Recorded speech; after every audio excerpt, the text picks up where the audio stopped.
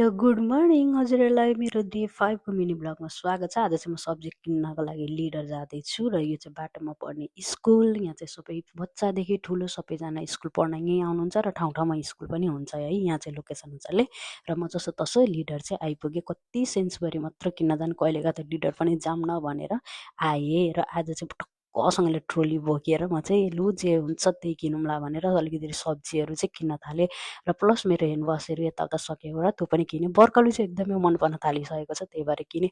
हेरेको त कस्तो मजाले अफर लगाएर रहेछ रोज। अब आफू त सिङ्गल मान्छे, कसले देला रोज भनेर लाइनतिर लाग्न गएँ होइन। लाइन लागेको, ओ माई गड यत्रो लाइन होइन, आउँदै आएन क्या मेरो पालो। दसो पालो आयो, फेरि स्क्यानतिर गरेको सेन्सबरीको बानी लागेर नि, ओ माई गड के भन्नु, स्क्यान गर्दा के मिलेन गरी भन्छ है। भरे त यसो विचार गरेको के चाहिँ नमिलेको रहेछ भनेको एउटा रेड ब्लू लिएको थिएँ, त्यसको लागि चाहिँ मैले एज भेरिफाई गर्नुपर्दो रहेछ। अनि फेरि मैले स्टाफलाई बोलाएर मेरो एज भेरिफाई गर्न लाएर अनि मैले चाहिँ बिलतिर तिरेँ। यस्तो गाह्रो हुँदो रहेछ नि, हत्त नपत्ता मैले सबै झोलामा हालेर म घरतिर चलिदिएँ गाइज। यो चाहिँ मेरो फाइनल त्यहाँनिर सब्जीहरू किनेको सबै लुक्स र 16.67 भएको रहेछ। धन्यवाद यहाँसम्म हेर्नुभएकोमा सबै।